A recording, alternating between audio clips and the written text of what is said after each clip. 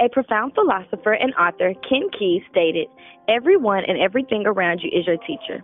A theorist by the name of Albert Bandura also agreed with this notion and therefore made a major contribution to the field of psychology by introducing the social learning theory, also known as observational learning.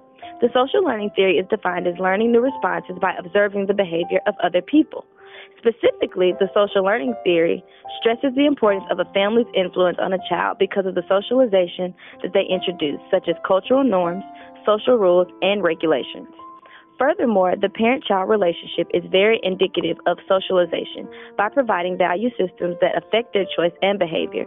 A culture that places strong emphasis on cultural socialization are collectivist cultures.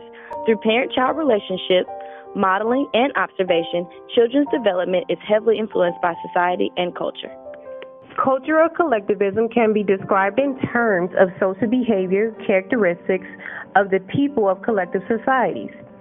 Shin Yu, 1995, stated that collective communities, such as Asians, comply with collective goals and standards to be cooperative, loyal, and generous to other members of their culture. They emphasize psychological needs such as affiliation, hard work, and social harmony. Under the influence of collectivism in Chinese society, the element conformity is continuously emphasized and encourages the act of compliance to social pressure and norms. In contrast, Western societies encompass a more individualistic society. Individualism is a notion that one should think and judge independently, stressing individual initiatives, actions, and interests. The social learning theory suggests that one's cultural emphasis and teachings affects behavior characteristics such as level of attachment.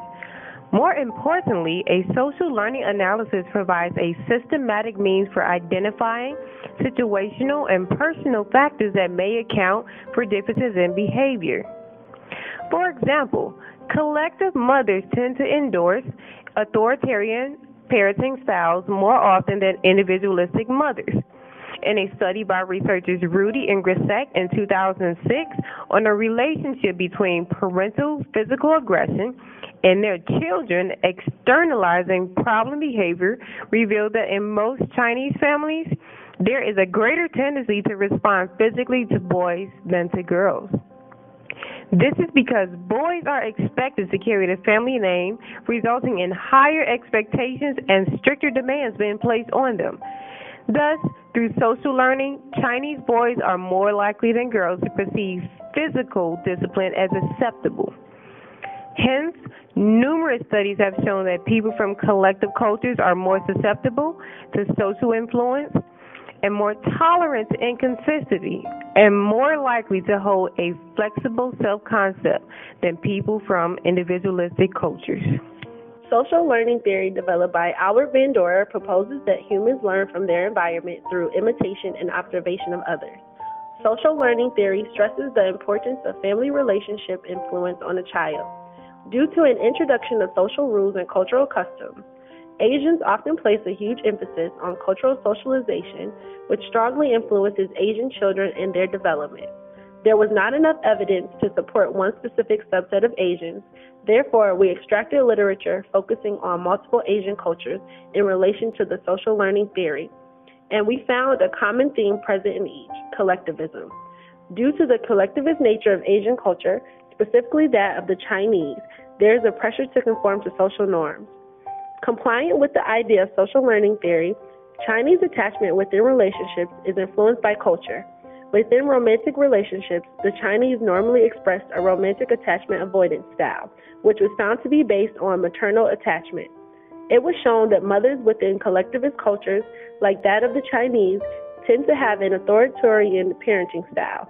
This form of parenting causes children to be driven by a strict guideline of rules that does not allow for open communication between parent and child. Furthermore, the pressure to conform to social norms that is promoted by authoritarian parenting styles has been found to lead to an increase in stress and lower self-efficacy for collectivist cultures. As one can see, socialization strongly influences development, specifically through parent-child relationships, modeling, and observation. After gaining this insight, one can become more aware of how to recognize and respond to their own cultural bias. The way cultural bias occurs is that people of a culture tend to make assumptions about conventions. This includes conventions of language, notation, proof, and evidence. They can then mistake these notions for laws of logic or nature.